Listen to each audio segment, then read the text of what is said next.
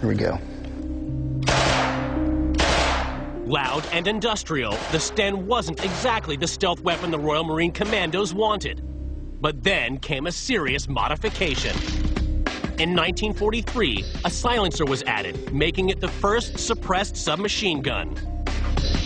By using a silencer for the Sten gun, the Royal Marines were able to operate covertly, and that was a big advantage. This is the Mark II Sten gun with a suppressor attached. The suppressed version was used for sentry removal and surprise attacks, particularly by raiding troops we now call Commandos. Going hot!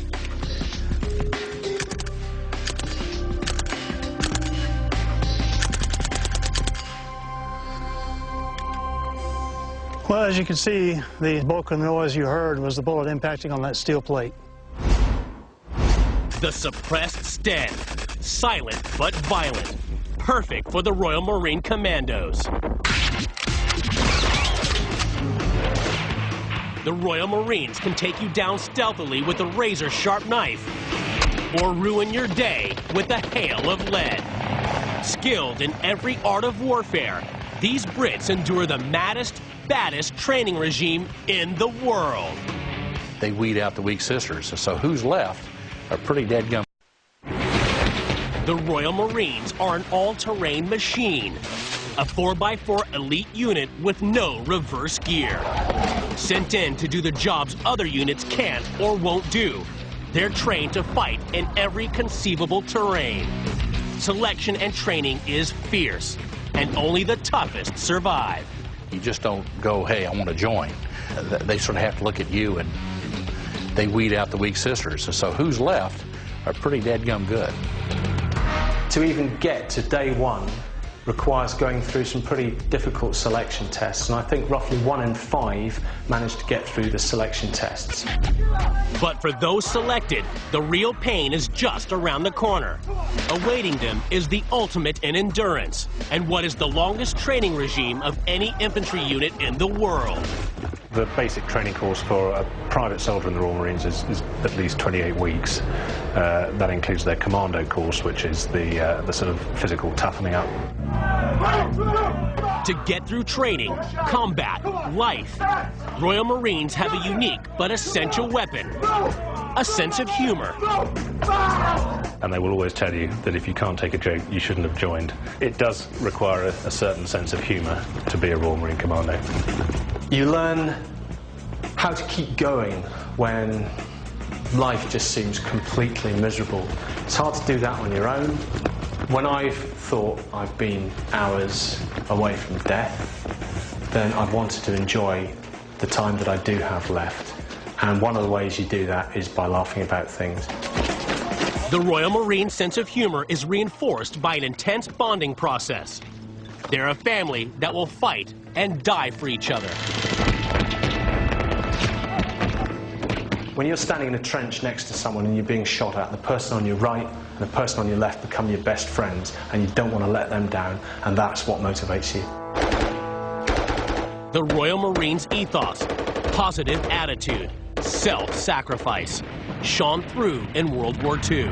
Time and again, men put their bodies in the line of fire.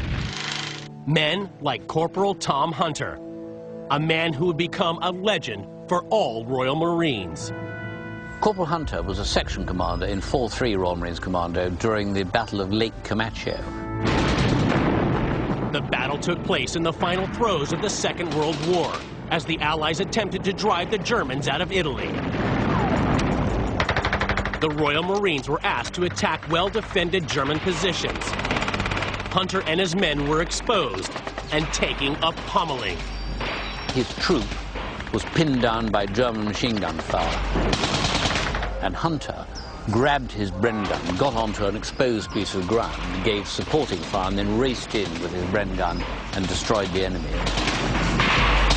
Having seen his mates receive a battering from the German machine gun posts, Hunter had gone and taken them on single-handed, guns blazing, an action which saved his friends' lives, but cost his own.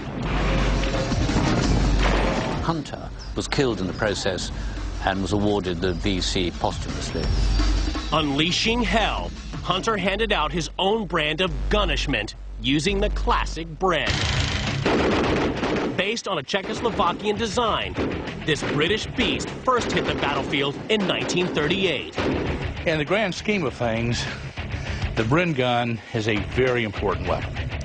This is the base of fire weapon for the British Army in the Second World War. This is the thing that keeps their head down while you maneuver against them. It's a very slow firing weapon.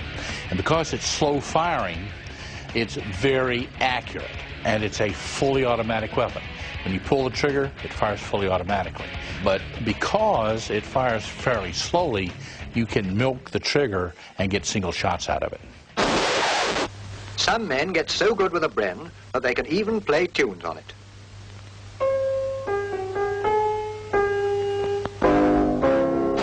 This weapon weighs a good 25 pounds.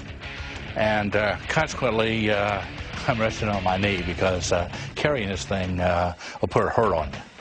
To fire this weapon from the hip and running, well, the adrenaline is going to have to be really pumping.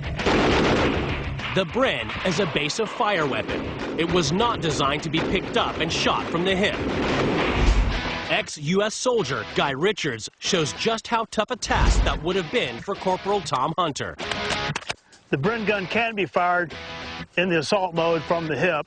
Let's see what it will do on these enemy melons.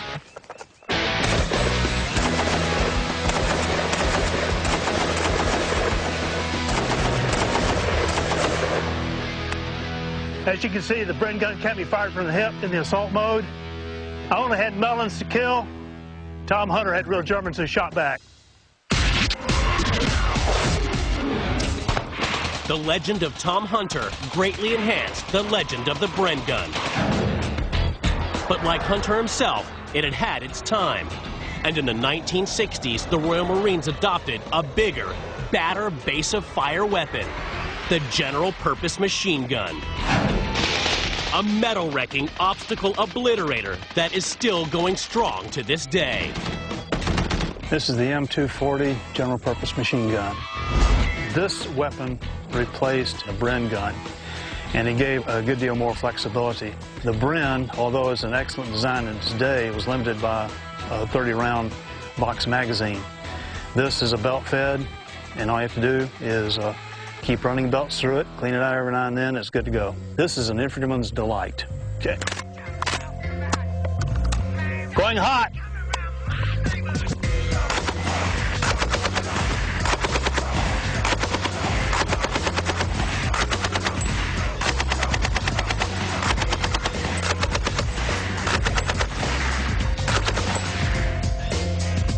Machine guns get toasty warm.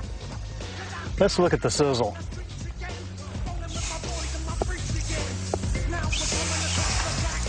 This is why I advise machine gunners to wear gloves, because you're going to get burned.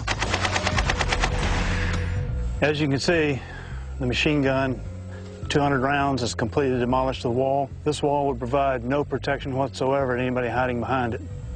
Machine gun, 200, cinder wall block, 0.